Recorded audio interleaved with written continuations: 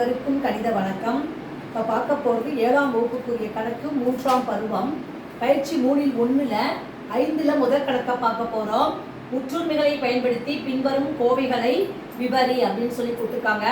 கொடுக்கப்பட்ட கணக்கு 2x + 5 the whole square. இது என்ன முற்றுமையை பயன்படுத்தியிருக்கப்பட்டிருக்கு அப்படின்னு பார்த்தீங்கன்னா a + b the whole square is equal to a square plus 2ab plus b ஸ்கொயர்ங்கிற முற்றுமையில் பயன்படுத்தி இந்த கோவையை நம்ம விவரமாக எழுத போகிறோம். இப்போ a என்பது இந்த கணக்கை பொறுத்த வரைக்கும் 2x, b என்பது 5.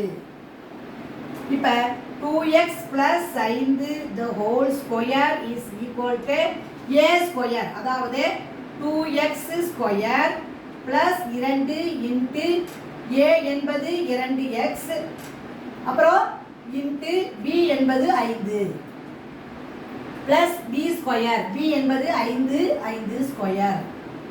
இதை விரிவுபடுத்தி எழுத போகிறோம். 2 ஸ்கொயர் எவ்வளவு? 4x, 4x square plus 2 2 4 4 5 20, 20x plus 5 square என்பது 5 5 பெருக்கினால் 25.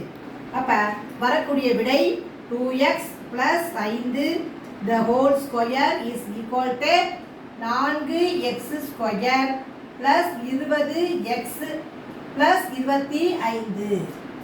இதுதான் இந்த கணக்குக்குரிய விடையாகும். புரியுச்சுங்களா?